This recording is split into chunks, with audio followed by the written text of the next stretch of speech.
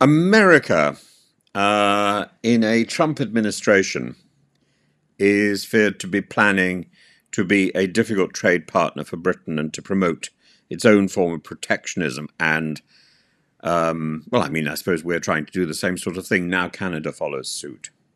And the trade talks with Canada that Britain has been engaged in since Brexit have fouled up over hormone-treated beef. So, first of all, we have chlorine-washed chicken. Now we have hormone-treated beef.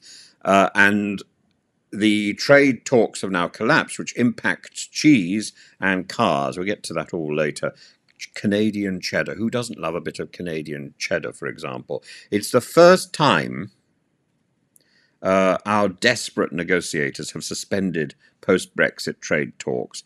I think it's unwelcome news. I think it's bad. I don't think it shows any form of stamina. I just think it shows further stupidity. We're not very good at negotiating anymore. We've forgotten how to do it. We used to be masters of this sort of thing. Now, since Brexit, because we haven't had any experience, not since Brexit, since we entered the EU, we've handed over our negotiating skills to the EU to do it all for us, and we're out of practice. We don't know what we're talking about. We think negotiating is about being tough. Negotiating is about having tea, making friends, and working out how to seal the deal, how to finish a deal, how to get a good deal. We don't seem to know. We think it's all about posturing and pretending we're Lady Thatcher. That isn't negotiating. That is already working on a series of assumptions. One of the assumptions is that she was tough. So, in fact, her manner was to discuss. Her manner was actually to be quite flexible, because she knew people came to her in blind fear. So Kemi Badenoch, this person who badly wants to be Thatcher and thinks, again, by being tough, by being aggressive, by being forceful, I think is perhaps the nicest way. So much so that the Speaker of House of Commons has occasionally had to slap her down and tell her, not to be so silly. Kemi Badenoch criticises Canada for its restrictive dairy practices and says this is a challenging discussion. It puts a brake, actually, on serious trade and serious agreements already in existence. It's not a challenge, it's a disaster. She says, for our dairy exporters and parts of... actually, it's not her who says it, it's William Bain who says it. William Bain from the British Chambers of Commerce says, for our dairy exports and parts of our manufacturing industry, the loss of key trade preferences puts them in a worse position than before 2020. Of course it does. Of course it does.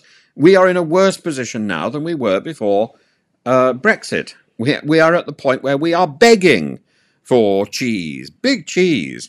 And apparently, not only is cheese going to go wrong, but cars are going to go wrong as well. It makes exporting British cars to Canada much harder.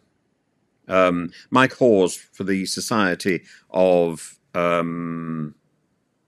Motor Manufacturers and Traders says it's especially disappointing and sends a signal that the UK's world-class automotive products are not welcome in China. Well, why ever would they be? The National Farmers Union, the president, says that Canada was demanding too much and offering too little, and that this is a relief for farmers. I disagree. Canada says that Britain did not act as fast as it should have in negotiations and expects Canada simply to give in. That sounds perfectly reasonable. That sounds perfectly understandable. Britain dragging its feet and just expecting everybody to kowtow to it. It's not right. Britain is a wonderful place to live. Britain has extraordinary advantages. Britain has a history, an enviable history. But the people who are being put out to do our negotiations are the weakest individuals who somehow or other have ended in a position of authority and don't really know what they're doing. Labour, of course, is going to inherit a lot of this problem. And Labour says that this is another significant failure by the Conservatives to honour their promises. And it says that rather than strengthening our trading position post Brexit, these failures have left us in a much weaker position, particularly in the automotive sector. Absolutely. Absolutely. This is Jonathan Reynolds, Jonathan Reynolds, interesting Labour character. He likes proportional representation, so that gets him to be sort of sympathetic from my point of view. And he was once Ted Miliband's private secretary, so again, I quite warmed to him there. Under Corbyn, he was briefed with rail. Yeah, didn't do a terribly good job there, did he? I mean, did he ask the right questions of the people who were actually occupying the Ministry of Rail? Clearly not well enough, because rail has gone to pieces. Everything has slid off the rails.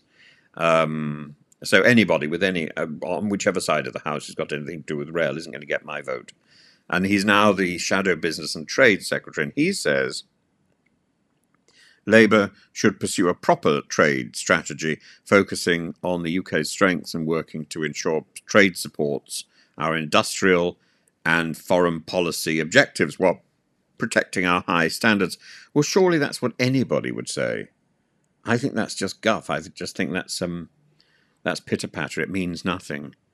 I don't see what the difference there is between the objectives of Labour and the objectives of the Conservatives. It all comes down to, do we have people who are capable of negotiating a deal?